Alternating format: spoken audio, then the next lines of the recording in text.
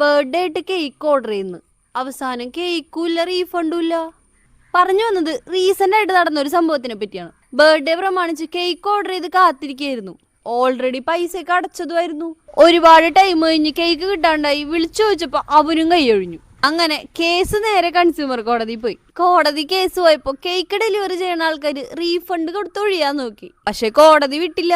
അല്ലെങ്കിലും നിങ്ങൾക്കറിയാലോ, സമയത്തിന് കേക്ക് കിട്ടിയില്ലെങ്കിൽ നമുക്ക് നല്ല മാനസിക വിഷമം ഉണ്ടാവും അല്ലെ.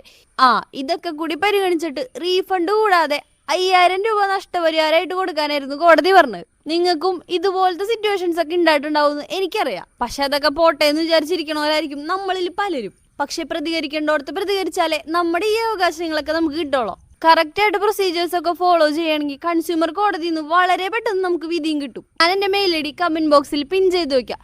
ഇതുപോലെ എന്തെങ്കിലും ഇഷ്യൂസ് ഉണ്ടെങ്കിൽ നിങ്ങൾ മെസ്സേജ് അയച്ചോ, നമുക്ക് സെറ്റിൽ ചെയ്യാം. അപ്പോൾ നിങ്ങളുടെ നിയമപരമായിട്ടുള്ള അവകാശങ്ങളും കൂടുതൽ നിയമവാർത്തകളും അറിയാനായി ചാനൽ ഇപ്പൊ തന്നെ സബ്സ്ക്രൈബ് ചെയ്ത് വെച്ചോ.